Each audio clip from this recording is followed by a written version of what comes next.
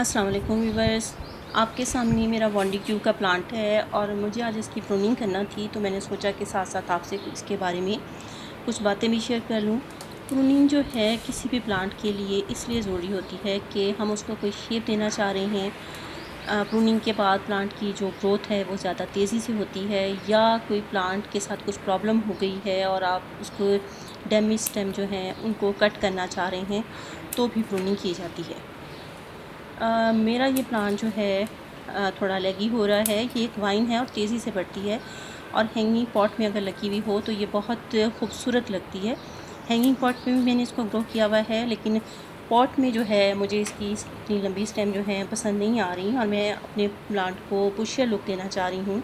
इसके लिए मैं इसकी तमाम एक्स्ट्रा स्टेम जो हैं उनको कट कर लूँगी, और इनको मैं इसी पॉट में दोबारा सॉइल में लगा दूँगी, ताकि मेरा प्लांट जो है एक बुशियर लुक ले ले और मज़ीद खूबसूरत लगे।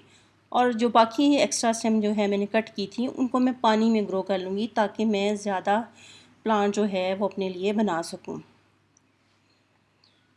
ये प्लांट जो है आप इसको धूप में भी ग्रो कर सकते हैं, और शेड और फ़िल्टर लाइट में तीनों जगहों पे ये आप इसे ग्रो कर सकते हैं। लेकिन धूप में जून जुलाई के महीनों में इसके जो खूबसूरत रंग हैं वो कदरे मध्यम बढ़ जाएंगे, और इसके ज़्यादा खूबसूरत रंगों से अगर आप लुत्फ़अंदोज़ होना चाहते हैं तो आप इसे किसी शेड में, या कम से कम ऐसी जगह पे जहाँ पे इसे डायरेक्ट सनलाइट ना मिले, ऐसी जगह पर आप इसको रखें, तो ये ज़्यादा अच्छा रिज़ल्ट देगा। तमाम इसकी स्टेम जो हैं उनको मैं रिमूव कर रही हूँ। पॉट को मैंने पहले भी पानी दिया है, और इसको एक दफ़ा दोबारा मैं पानी दे दूँगी, ताकि स्टेम जो हैं वो इजीली इसके अंदर लग सकें। स्टेम को सॉइल में लगाने के लिए मैं ये करूँगी कि इसके नीचे के लीफ जो सॉइल के साथ टच कर सकते हैं उनको मैं रिमूव कर दूँगी, ताकि उसको कोई फंगल प्रॉब्लम ना हो सके। पानी इसको मैं एक दफ़ा दोबारा डाल रही हूँ, और इसको मैं वन बाय वन करके मैं तमाम ये जो कटिंग्स हैं इनको मैं लगा दूँगी। और आप देखिएगा कि अभी कटिंग लगने के बाद ही ये प्लांट कितना खूबसूरत लगना शुरू हो जाता है। जब इसकी ग्रोथ होगी तो लाज़मी बात है कि ये मज़ीद खूबसूरत लगेगा।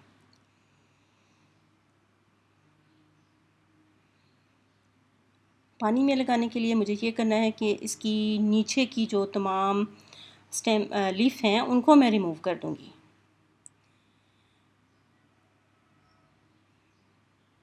ये देखें कितना खूबसूरत लग रहा है।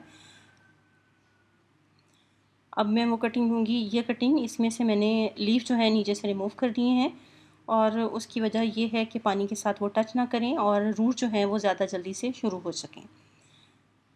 अब इसको मैं पानी में लगा दूँगी। कुछ कटिंग मैंने ऑलरेडी उसमें पहले से लगा दी हैं, और ये एक लास्ट कटिंग है जो मैं इसमें लगा रही हूँ। उम्मीद है वीडियो आपको पसंद आई होगी। अल्लाह हाफ़िज़।